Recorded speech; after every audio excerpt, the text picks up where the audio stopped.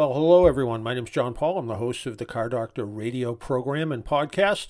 And we have something interesting coming up for this podcast. And what's nice about doing podcasts versus radio programs, radio programs I do once a week, podcasts I can do whenever I feel like it, and I can do them more often if I feel like it. So we have coming up in today's podcast, we have Brad Franz. He is the director of car and SUV advertising for Chevrolet, and we also have Laura Thornton. She's the marketing director from OnStar, and they both have some new news coming up. And I'll give you a little preview of some of it.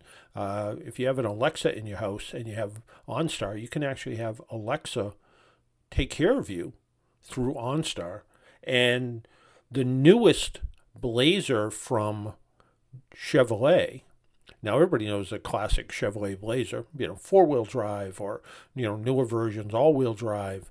Well, the newest Chevrolet Blazer for 2023 is going to be an electric Blazer, and it can be front-wheel drive, it can be rear-wheel drive, it can be all-wheel drive. So you want a rear-wheel drive Blazer, you can get one of those. You want a front-wheel drive Blazer, you can get one of those. And if you want a four-wheel drive Blazer, you can get one of those.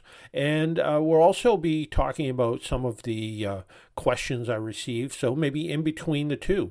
But first up, why don't we talk with Laura Thornton? Again, she's the marketing director for OnStar. And Laura, there's some big news coming from OnStar these days.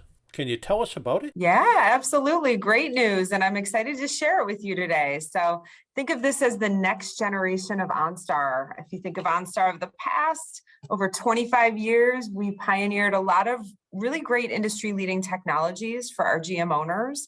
But last year, we launched a new platform called the Guardian app. And today's exciting news builds off of that foundation where we're bringing safety solutions to our customers beyond the GM vehicle. So 2 new features launching today alongside a modernized OnStar brand look and some exciting news for everyone to pay attention to. Well, let's talk about those new features. Give us some details. Yeah. Yeah, so the first one is a partnership with Amazon. So OnStar and Amazon recently announced our plans to launch an OnStar Guardian skill for the Amazon Alexa device. So what this does is it integrates safety services directly into your home. This allows emergency responses to be delivered directly and connected directly to our emergency certified advisors. So when you're at home and you say, Alexa, I need help, Alexa will summon OnStar and an advisor will come right on the line and be able to give you the assistance that you need. And I know somebody who they drive an Escalade. They've had some heart problems in the past. And I remember having the conversation with him about OnStar, and he was like, I know I can hit the button, and I know I can always hit the button, even if I'm in the middle of some sort of heart incident coming up. And the idea that you can do that kind of virtually through Alexa is pretty interesting.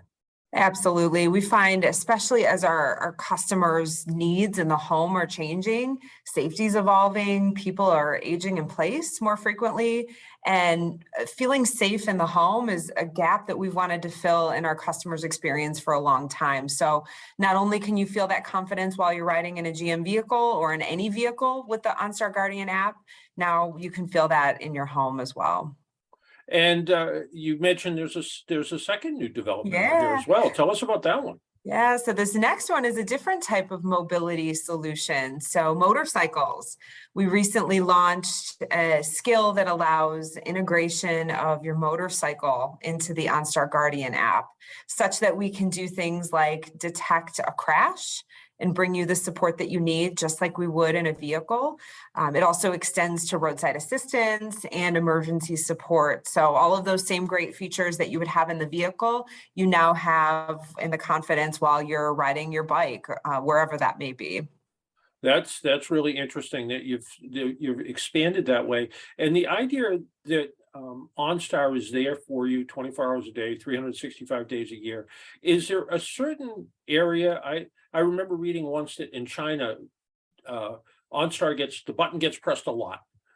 Is there certain areas still where OnStar seems to be used more than other places? Absolutely. So if you look globally at our footprint, we have 22 million vehicles that are connected. So that means there's OnStar integrated into them.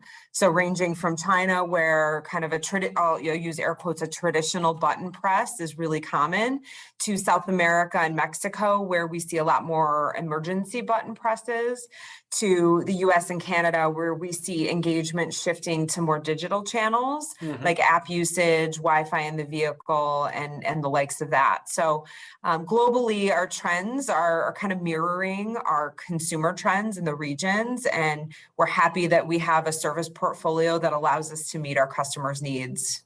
No, that's really important to know. And one of the things about OnStar in the traditional OnStar sense is the idea of being able to talk to an OnStar operator. There's going to be somebody there. Is there anything that is it always just emergencies? Is it always, or is it sometimes, hi OnStar, where's the best ice cream near me?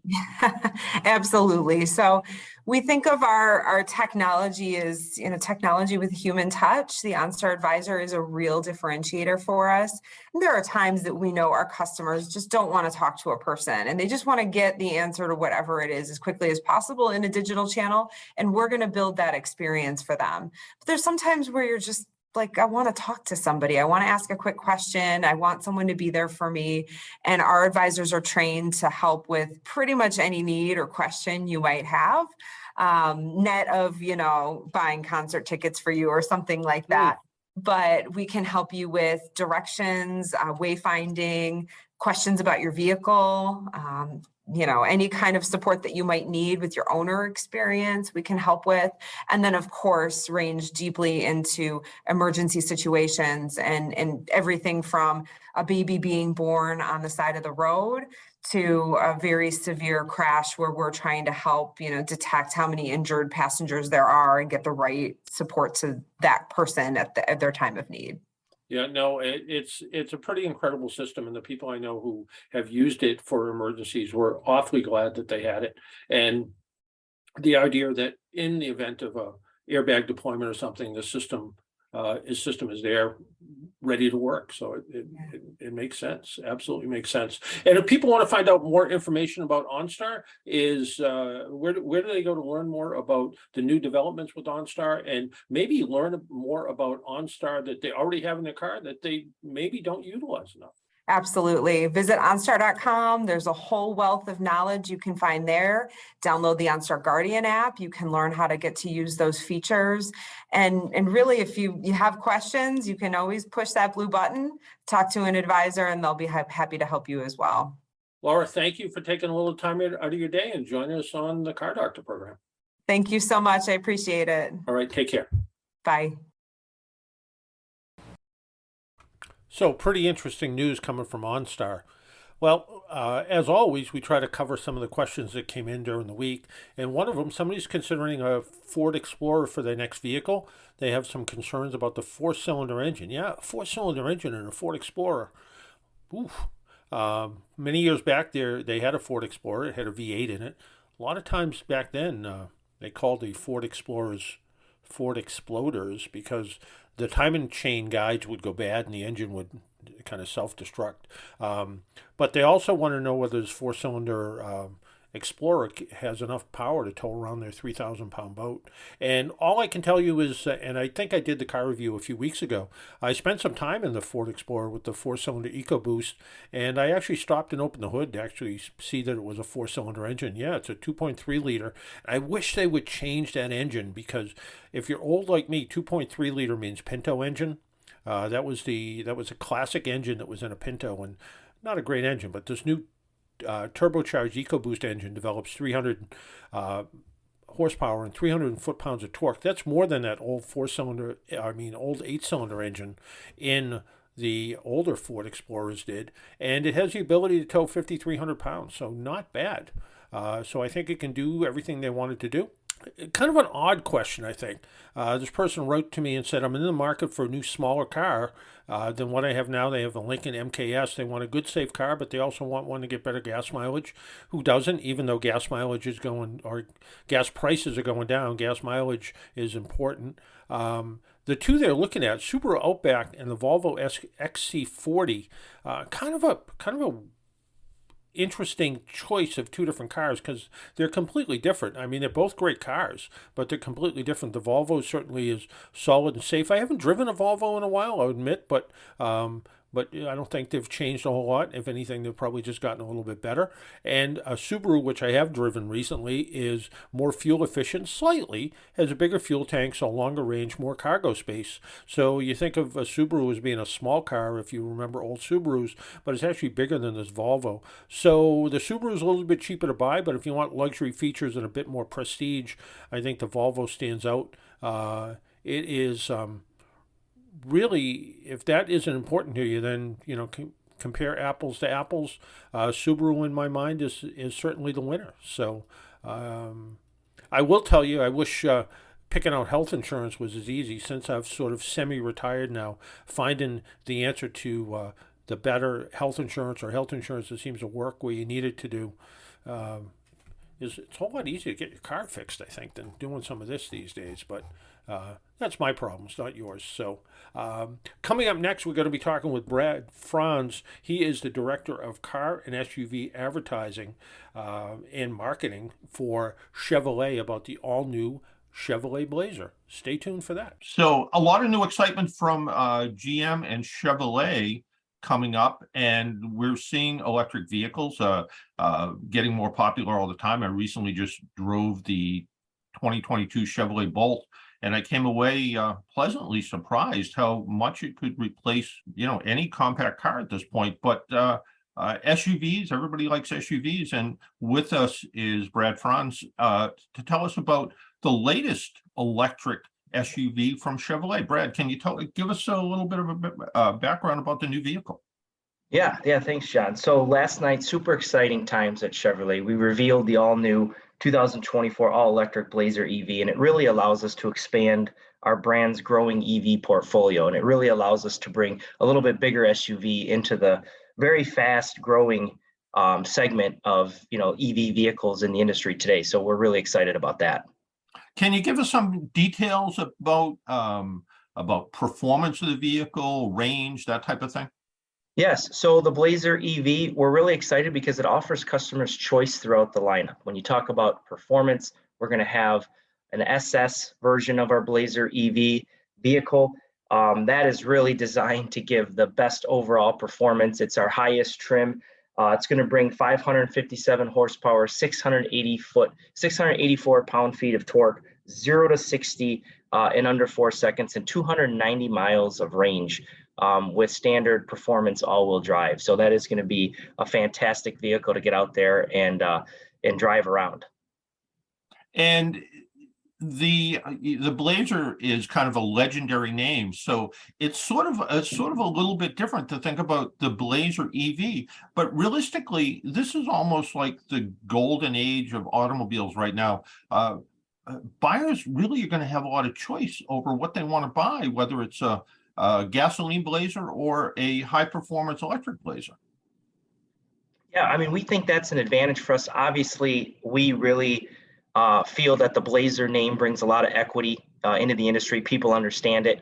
We relaunched the Blazer back in 2019 from an ICE perspective, which is the gas version. And really what we've done here is we've reimagined the success and the recipe and the formula that's made that vehicle successful. When you look at that vehicle, you see it driving down the road. You see it's a little bit different from an SUV. It looks great. The number one reason for purchase for that vehicle is overall exterior styling. So we knew we had something there. And what we did with the EV version of the Blazer is we just took those design elements, brought them in. I think when you get a chance to really see it, get up close to the vehicle, you'll see it's really stunning. And then we also brought the choice in with the Ultium platform across our trims, which I think is really going to make this unique and really going to make this of interest to consumers. Can you give us a little bit of detail about that platform and what that entails?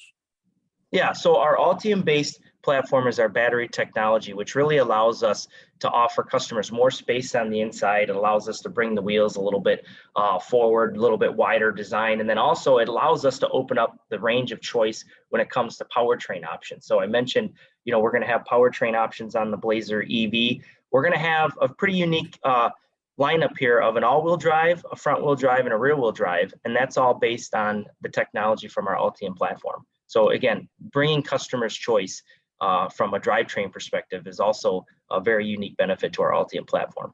And this is some, I live in New England, so we have winter, but somebody who maybe lives in Florida might be perfectly happy with the rear-wheel drive version of the Blazer, and somebody else might say, well, you know, a front-wheel drive could do everything I need to do. So again, lots of choices for the consumer, right?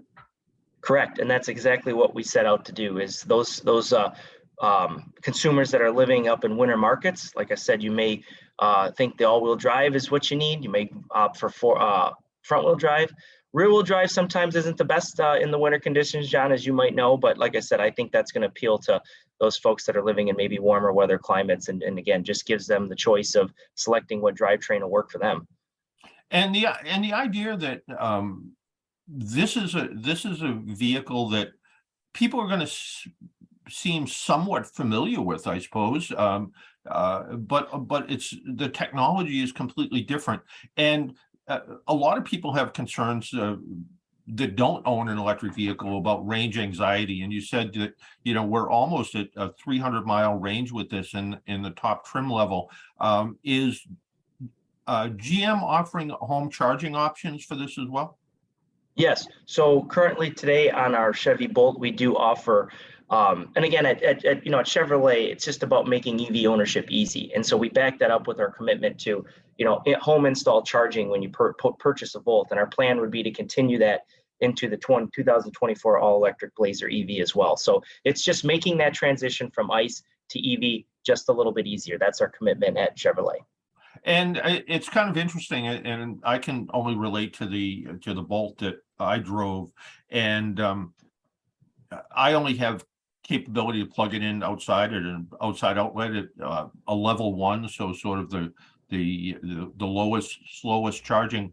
But if for somebody who only drives 40 or 50 miles a day, even the 120 volt outlet is plenty to charge the battery up and start the day at a full charge and have more capacity than I'm going to drive in any given day, up over 260 miles on the Bolt. And the Blazer having that kind of ability is pretty phenomenal. And it really does sound like, with home charging especially, the idea of starting the day with a full charge is going to make it nice and easy for people. And the idea of never going to a gas station and having that reduced maintenance cost really sounds like it's going to make the Blazer appealing to a lot of potential buyers.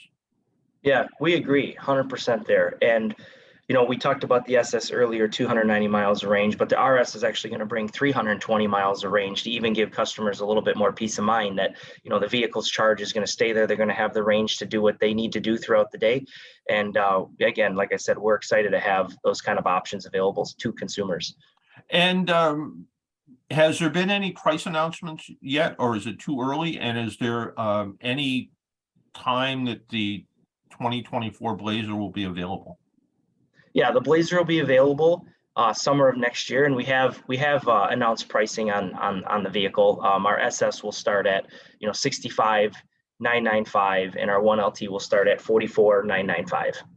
And in today's world, people might think that's pretty expensive, but I think I read the average transaction price for new cars today is up in the mid 40s. So that starting out that starting price is pretty good. And where it's a new vehicle to the market, I assume that means that federal tax credits will apply.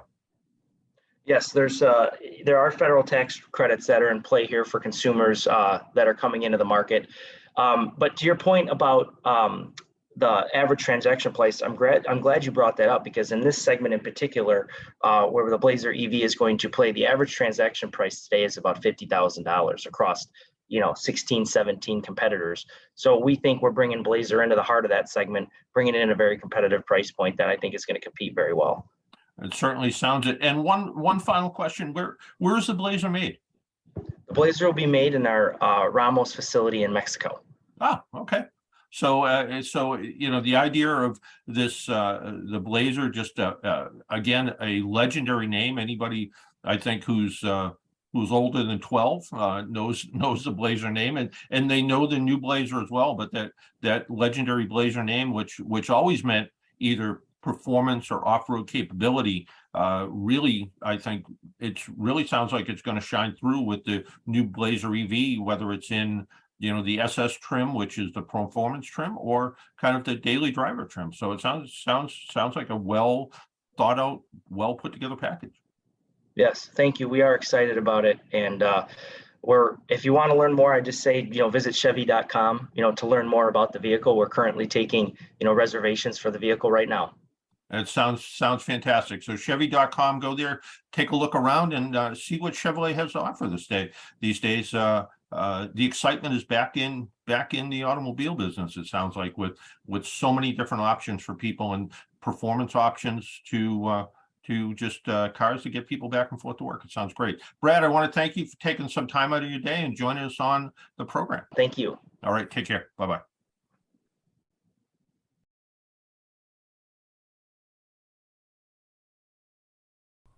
Well, that's it for now. That's the end of another Car Doctor podcast or program or whatever I'm going to call this. Remember, if you want to get a hold of me, the best way to do that is email. Send me an email at jpaul@aaanortheast.com.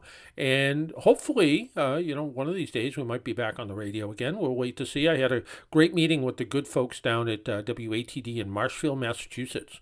Talked to the owner of the station, and I don't know, it looks pretty positive, so you never know. We might be back on the radio again, but until then, the podcast is a good way to find it. And remember, you can go to the podcast directly at jpaul, no, that's my email, right?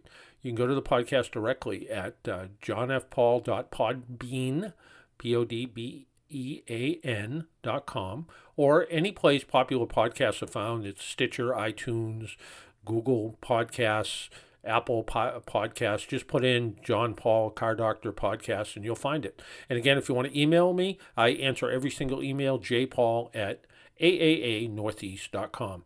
Till next time, make sure you wear your seatbelt, drive safely, be good to your car, and if you see emergency vehicles by the side of the road, slow down or move over. It saves lives. Take care, everyone. Bye-bye.